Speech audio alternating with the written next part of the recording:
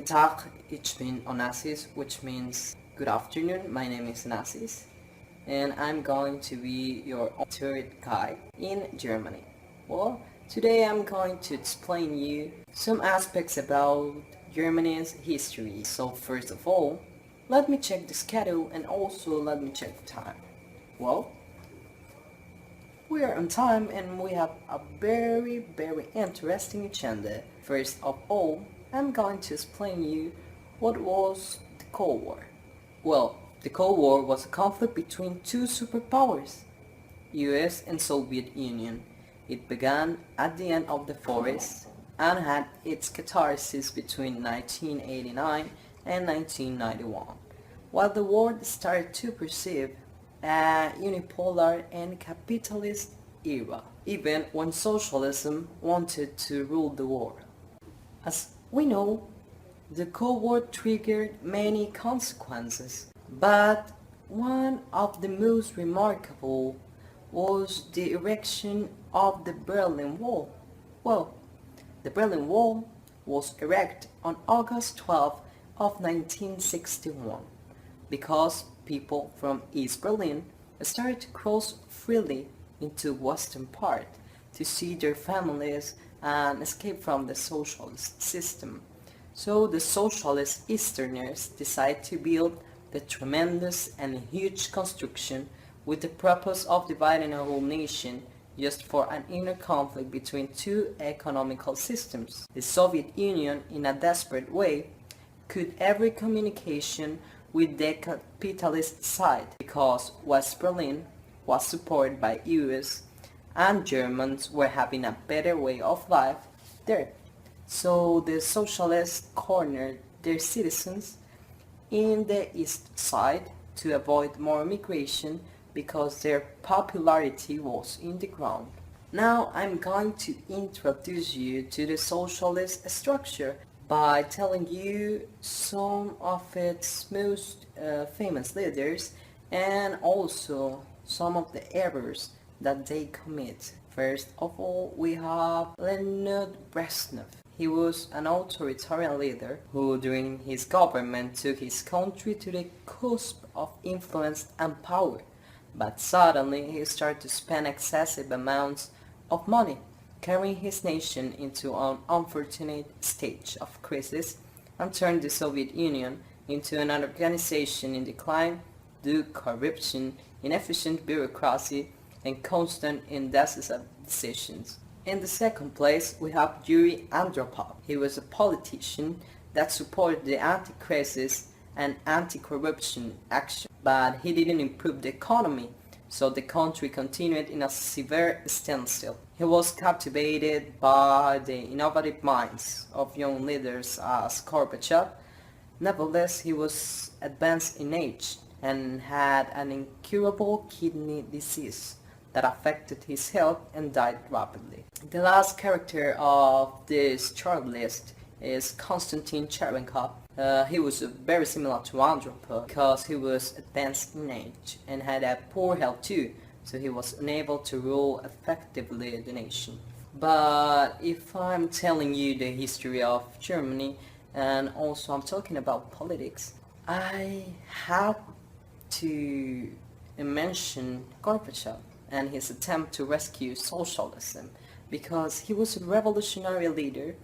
He proposed and developed the innovative politics called Perestroika and Glasnost in 1987. Glasnost was a proposal to create a transparent and free political system, and Perestroika proposed a restructured economy. Nevertheless, he could not save the socialism from its predicted disintegration. As I said before, socialism had a fatal end. So the start of this began when several revolutionary events against this economic system were triggered around 1988, when a series of strikes and civil movements began to put pressure on the need for political change.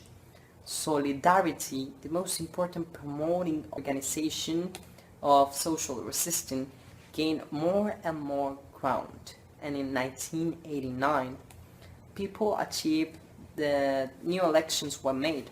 The resistant social masses agglomerate began in Poland with the purpose of throw off the communist bloc, and this caused an irreversible domino effect because events in Poland were quickly followed by similar movements in Hungary, Czechoslovakia, Bulgaria, and Eastern Germany. The Berlin Wall once was erected, but once was demolished too. On the 9th of November of 1989, due to the weakness of the socialist government, people dismantled the wall with their own hands.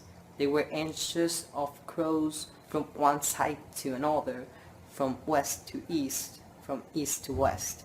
They wanted to reunite the borders and unify the German nation. After the fall of the socialist bloc, Germans were full of joy. The old communist regime lost elections, and this represented the start of the unification and cooperation process among this country. Germans cut their imposed socialist strings and were free to travel with their families and join the capitalistic way of living.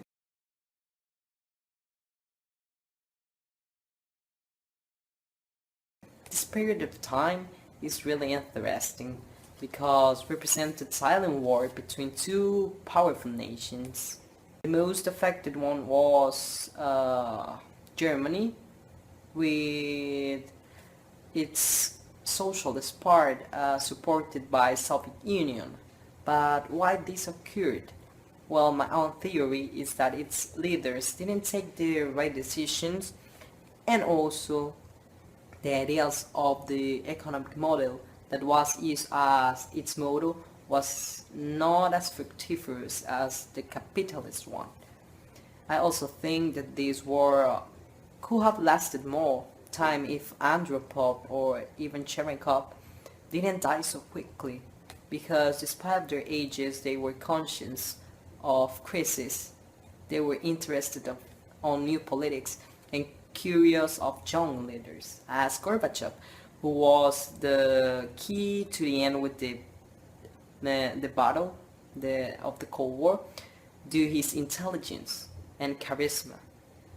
Because he didn't fight against their enemies, he preferred to evolve politics. He attempted to defend his economic system until the end, instead of fight for the name of our organization in decline.